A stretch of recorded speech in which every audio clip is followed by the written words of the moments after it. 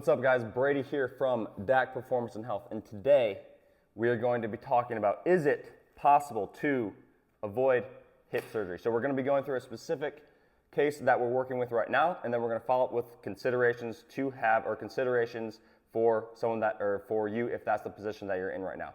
And so first of all, the specific individual that we're working with right now in this regard, he started on July 24th.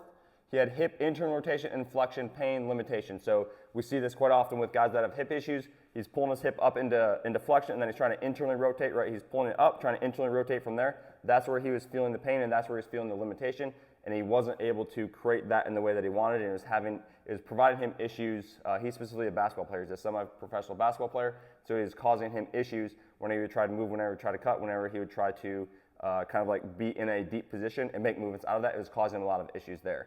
So that was on July 24th. That was a specific issue that he was having. He was told by his doctor that he had the first time, there's a couple different things that he was told. The first time he was told he had stage 2 arthritis. He's like 20 years old, or he's low 20s or upper teens, somewhere around there. And he was told he had stage 2 arthritis, which is great. A cam impingement, which a cam impingement simply means you have, pulled up here, cam impingement right here.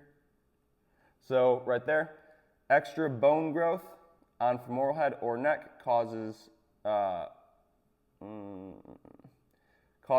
of hip joint to not be shaped correctly. Can rub against socket and cause issues. So you can think about that as like we're here, right, and we have extra bone. This is the ball inside the socket. This is the socket. If you have a little bit of extra growth when it rotates and when it moves, there's extra bone there that could possibly affect the socket that is around it. So he was told that that's what he had. And then also, last part was we had 2 months before his first game. So he wanted to attempt to play the season. He wasn't sure if he was going to need surgery, if he wanted to get surgery. So this was the situation that we were starting with. This was July 24th, so his season started at the end of September. So we will now go to some different messages that we got from him that will give us data and information on how this is going and how it went.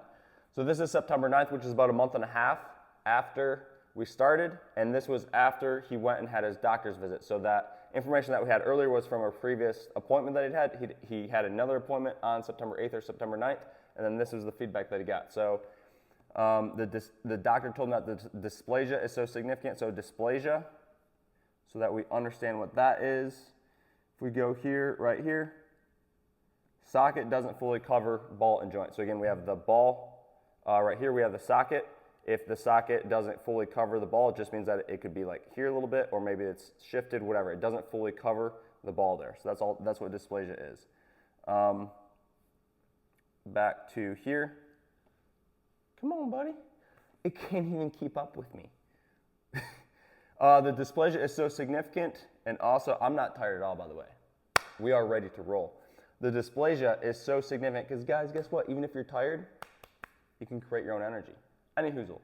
The dysplasia is so significant, and also already the labrum is damaged so much it would be detrimental to the long-term health. So this is what he heard from the doctor. It would be detrimental to the long-term health of the cartilage to not operate. In his opinion, the primary problem is not even the impingement, which we talked about earlier, right? That little bit of extra bone.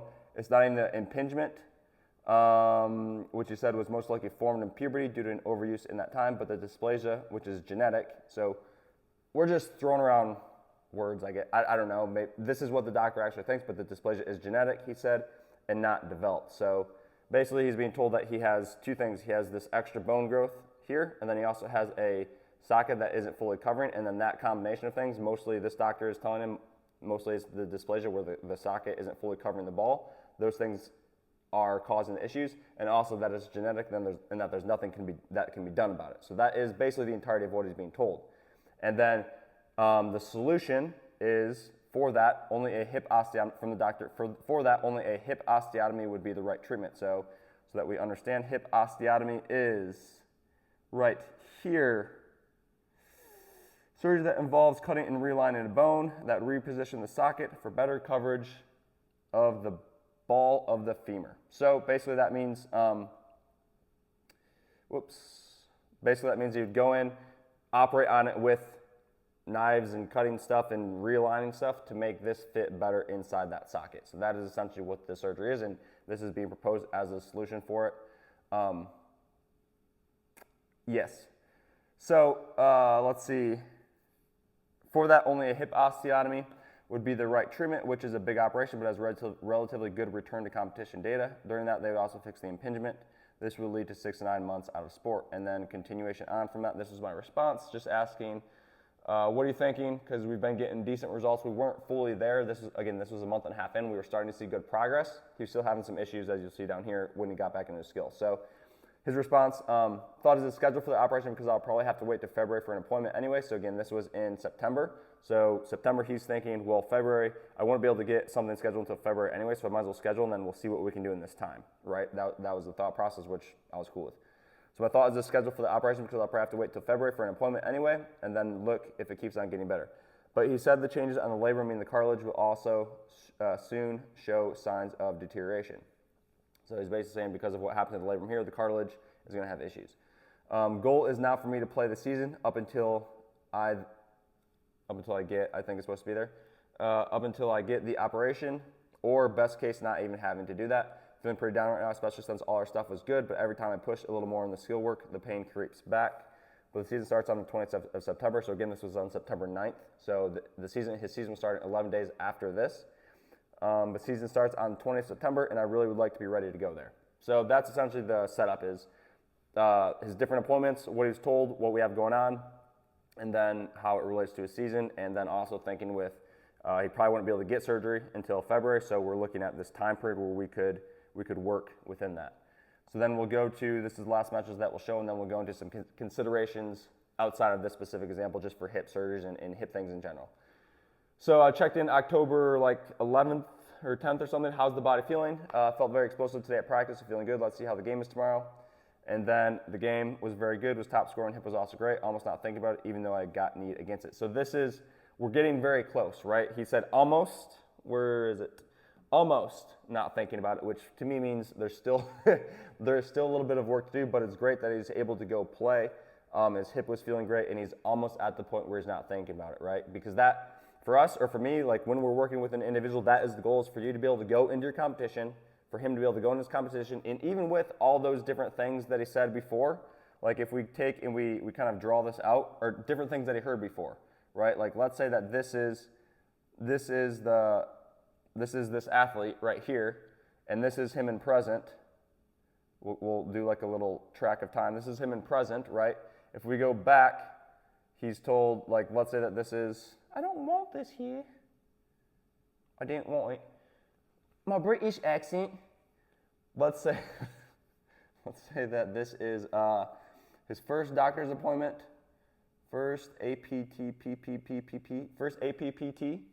appointment. That stands for appointment, right? And that's when he got the data of arthritis. So this just represents arthritis, and also the data of cam impingement. So that's when he got that. And then let's say we have his second doctor's appointment, which is when he was told that he needed an osteotomy. So this is going to be second APPT, and that's when he was told that he needed his osteotomy, right? And that it was genetic. Okay, so for us to get him to the point where he's now in present time, what we need to do is we need to do enough. Like basically, we need to put him in a position. So let's see, if this is him, and he has those two things on his mind now, like number 1 and number 2, those things are on his mind. We need to put him in a position through training where that is gone. The eraser tool is so amazing. Okay?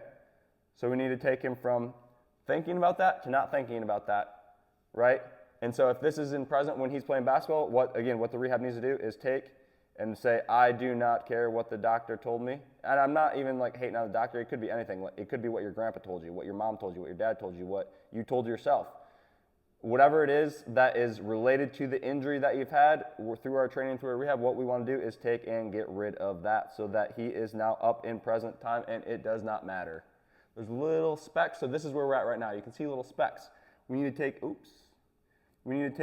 erase these little specks. And we get rid of these little specks to where there's no longer any considerations on him being fully healthy and ready to go in present time. And we do that through the actual training, through the actual work that we do on a day-to-day, every single day basis, right? And so, good. So some considerations then, if you're in this position, or whether it's hip impingement or something else, we're talking obviously specifically about a hip, but the structures and tissues of your body work the same regardless of where it's at. A hip works the same as a shoulder, essentially. Elbows and knees, right? So they're very, we have bones, we have ligaments, we have tendons, we have muscle tissue, etc. We have fascia for all the fascia homebees out there. Okay, so 3 considerations in this situation. Number 1, something has to change. Something has to change. If nothing changes, then nothing changes, right? So if this is our athlete, let's take him, get rid of this, right? If this is our athlete at the start, and he's in the position that he's in where he's in the position that he's in where he has this hip pain, right? So this is going to represent hip pain right there. He has this hip pain, and then he also has the data that we put from the doc,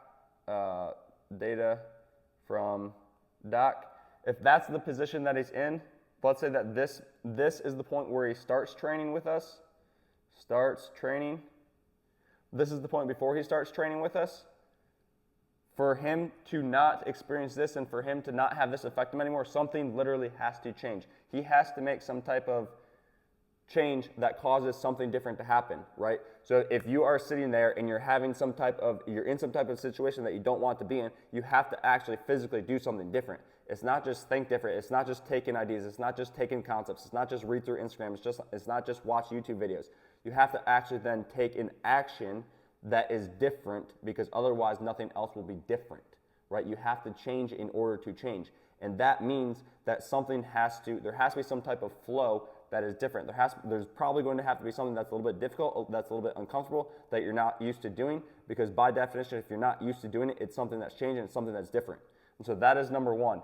If you're in a position where, what are we talking about? We're talking about, is it possible to avoid hip surgery? If you're in, or whatever other surgery, if you're in that position and you're not sure, number one is something has to change. Whether it's you work with us and you go through the process that we do, whatever. Or it's you go with somebody else, whatever. Or it's that you decide to get the surgery, whatever. Something has to change, otherwise you're going to stay in that exact same position, in that exact same scenario. Like, understand, as you're sitting here and as you're listening to this, as I'm sitting here and as I'm talking and as I'm saying this, something has to change, like right now, immediately. A decision has to be made, and we'll get into that later. But so number one, something has to change. Number two, because if nothing changes, he never gets to this point where he starts the training. Now he's like, oh, that other stuff is gone, or we still have little specks, right? So there's a couple little specks that need to be cleaned up. But he never gets to that point if he doesn't do this. Understand? If he doesn't do that,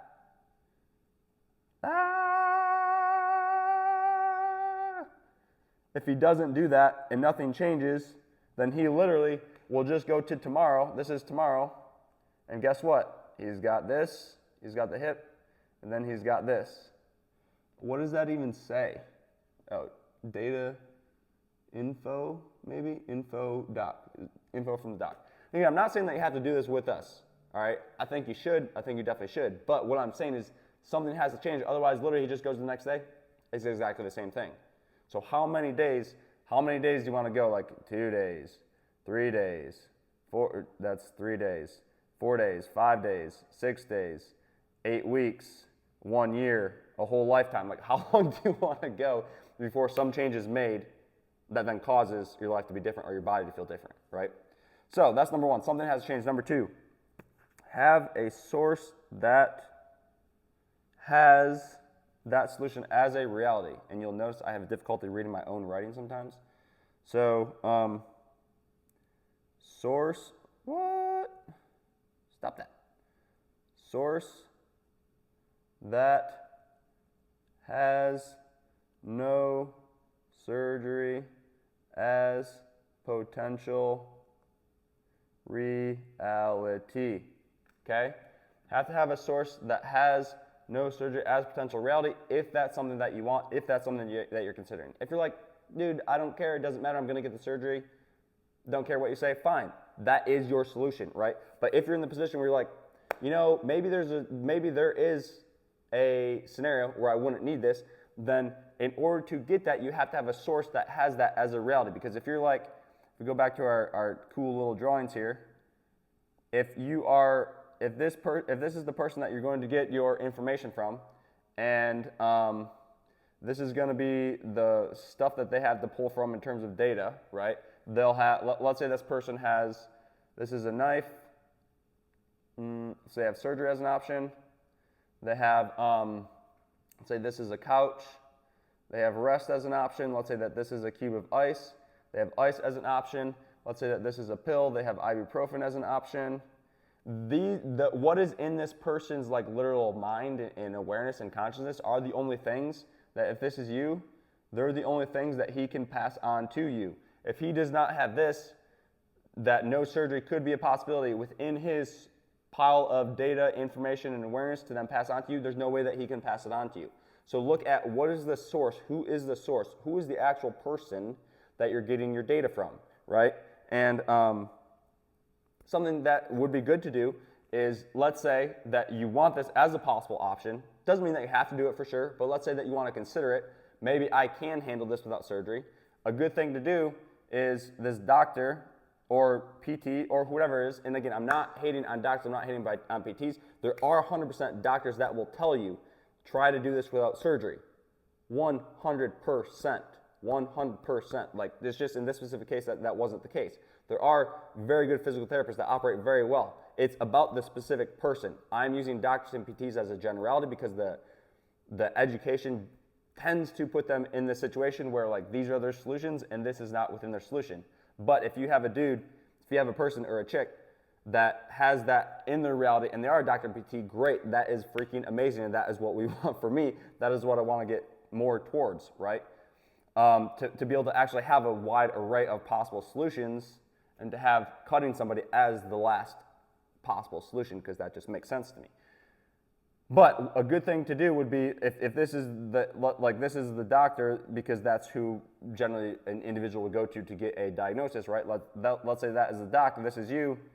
This is going to be you speaking to the doc, asking the question of how could I do without surgery? So ask him that question when you are in the appointment with him, and then see what he says.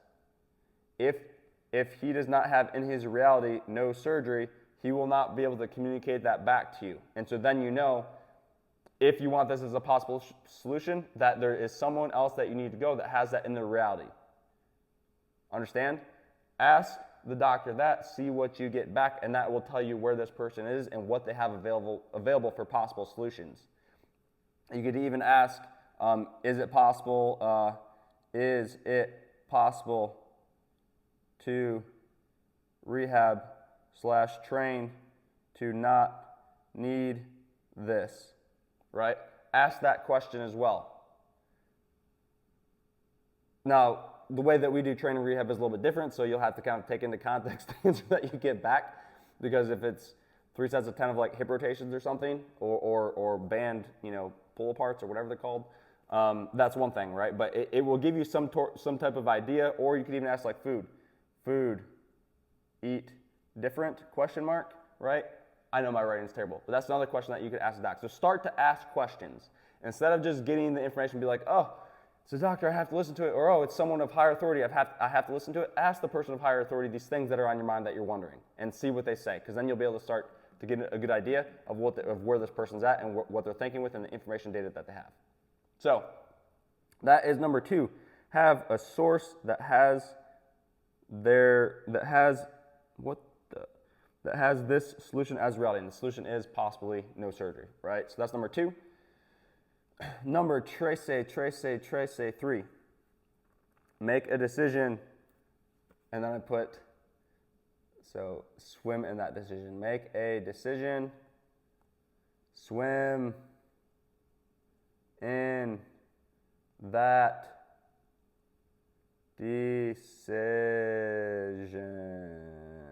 Literally. If your decision, if this is you, and you make the decision, no surgery, we want water all around you that is telling you and informing you and helping you of how to do that successfully as in actual physical reality, not just like, oh, maybe this could happen, but like how we're actually going to make this happen. You are swimming in that information, you are swimming in that data. Because it is not going to work if you make a decision, but then 2 weeks later you're like, oh, let me look up on Google how to, do I need surgery, right? Like looking that up on Google 2 weeks later of how I need surgery. Because then all that's going to do is make you question this decision again, right? So once you make the decision, give it some type of, like, swim in that decision. Just be like, this is what I am doing, and with the full intent that this is going to happen, right? Regardless of what pops up, regardless of what happens. Swim in the decision that you make, because again, if you make that decision, but then you're like, oh, but then I need to go see my trainer all the time, and he's going to give me cupping, and he's going to tell me how bad my hip is, and how it's genetic, and how he had 3 athletes with the same thing that all needed surgery. Okay? If this is the data that you're getting continually over and over and over and over and over and over and over again, you can't swim in both ponds, right? It's fine if you have to go and you have to do this, fine, but like know what it is that your decision, know what decision you made, and then swim in the information of that decision. And if it doesn't feel right to you, then get out. But if it does feel right to you and it's working and you're like, I know that this is a possibility even if it's not perfect yet, continue to swim in that decision. Make the decision, stick to that decision, and only switch if you have data that says like you absolutely have to switch, right? But this is the way that I make decisions. Once I make a decision, whether it's right or wrong, I don't know, but I'm going to go full on into that decision.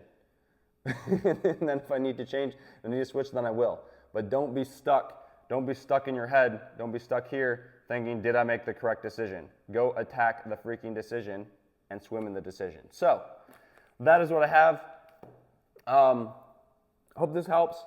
Again, I'm simply trying to relay what my reality is. This does not have to be your reality. You do not have to listen to this. This is not at all medical advice whatsoever. This is my specific view on how I view this, and everybody that is watching this, or each individual that is watching this, understands I'm not a physical therapist. I do things a little bit different. We do things a little bit different, and this is going through my process, my thought process of the way that is that I work, or the way that is that we work, right?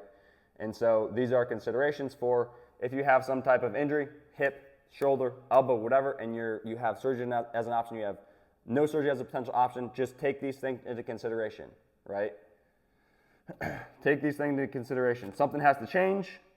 Have a source that has that solution as reality, no surgery. Have a source that has no surgery as a solution, as a reality.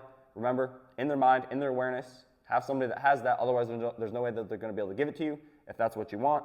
Number 3, make a decision and swim in that freaking decision. Once you do it, go all in. Brady and Dak out.